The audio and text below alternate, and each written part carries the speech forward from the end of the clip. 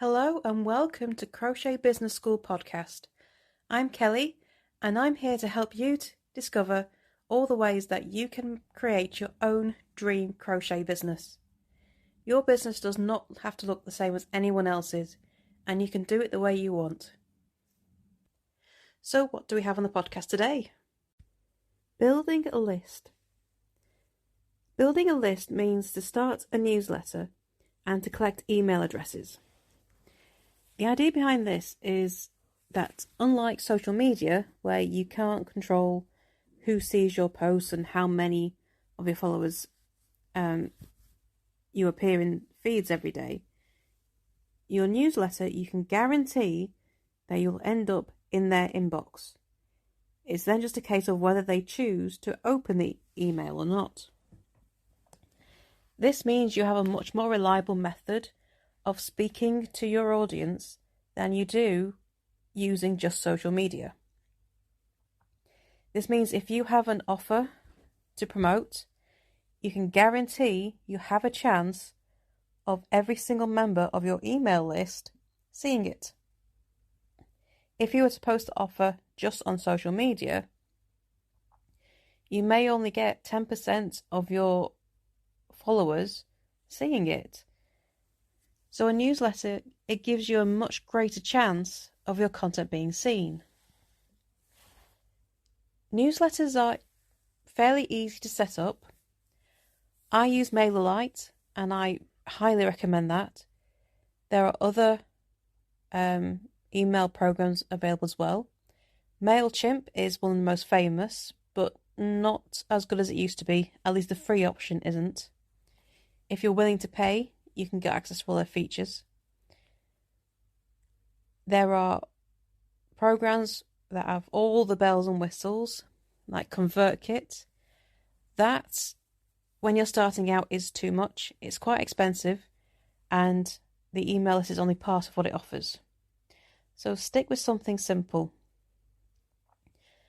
I would explore your options. Most email providers have a free option, and this can be up to 1,000 email addresses, so you can get started really well without having to worry about it going to cost anything. So you can build up a really good email list completely free. But how do you get people to sign up to your email? You ask them. First off is giving them the option, sign up to my newsletter here. Your avid followers will sign up. Now, trying to persuade those who don't know you very well to sign up, you need to offer something. If you are selling what you make, you could offer a voucher, 15% off. Here's the code. And you'll get it in your first email. If you're selling patterns, you could also offer percentage off or offer a free pattern as a free gift. The only thing to be aware of is GDPR. You may have heard of this. It's 4 letters that can strike fear into people's hearts, but it's actually very simple. GDPR is about making sure that people know what they're signing up for. And you also can't bribe people to sign up for it. So if you're going to offer a free gift, you have to say, if you sign up to my newsletter, I have a free gift for you in your first email. And it's just about making sure that the emphasis is on signing up for the newsletter and not, I will give you this for free, enter your email address here, because that's not clear. As long as you make it clear that people are signing up to your newsletter, you're just fine. Okay, but you do need to bear this law exists. It covers the UK and Europe, but it should be used in the US as well, really. It's about transparency. So don't let this overwhelm you. It exists, and as long as you're transparent and make it very clear what people are giving their email addresses for, you're all good. you don't have to worry about it. So what do you do when you get people on your email list? You need to send out regular newsletters, just so that you can keep in touch and that they can remember that they signed up to what you're offering and that they remember your name. You need to email them regularly. We don't mean bombarding them with emails. Once a month is fine if you don't have much time. Once a week is great. Any more than that can be spammy. If you've got a time-sensitive offer, then emailing them to remind them that that offer is ending is fine. So if you're sending one a day for, say, a week while you've got this super special offer, that's fine. That's expected. But otherwise, once a week or once a month, just to keep your name known, keep reminding them of who you are, and just giving them news. You don't want every email to be all about sales. Buy this, buy now. You don't want every email to be like that, or people will just stop opening them. You want them to be informative. What's going on behind the scenes, who you are, what your brand stands for, what your mission is.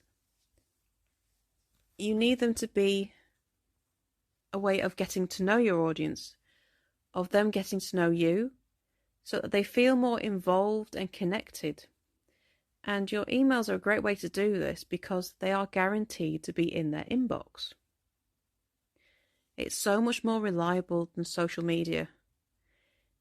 Yes, social media gives you more of a chance to get to know people and get them interacting, but because of the way the algorithms work, there's no guarantee that your audience will see your posts. So if you have something that you really, really want your audience to see, the newsletter is the best way to go. Newsletters are still really effective and they're very good at converting sales. So if you've got a new product line, your email list is actually more likely to bring you sales than your social media. So it's a great thing to invest in. And the other reason to invest time and effort into an email list is because you will own your list. Those lists of emails are yours. Your social media accounts are not yours. Your accounts can be shut down at any time. It only takes just a slip of the rules to get your account shut down. So if your entire business is based on social media, you could lose your entire business overnight and you'd have to start again from scratch. However, if you have an email list, you can go and set up new social accounts and then email your list and say, you can come find me here. You won't be starting again. So if nothing else, your email list is a backup. It makes sure that if the worst happens and you lose your socials, you still have an audience that you can connect with and let them know where they can now follow you. So it really is a big thing and you really should set up one as soon as possible. So I hope that's given you some ideas on email lists and how to use them and why they're so important.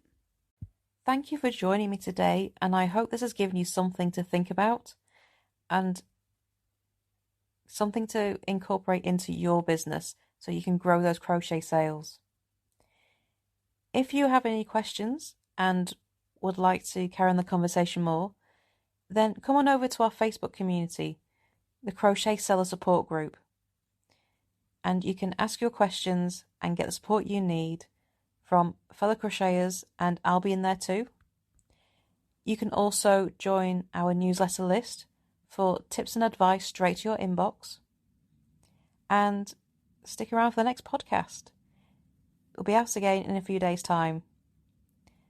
And if you'd like to, I would really love it if you would leave a review for the podcast and subscribe, and that really helps us grow and to help more crocheters like yourself. So thank you for joining me, and I shall see you next time for the next episode. Bye for now.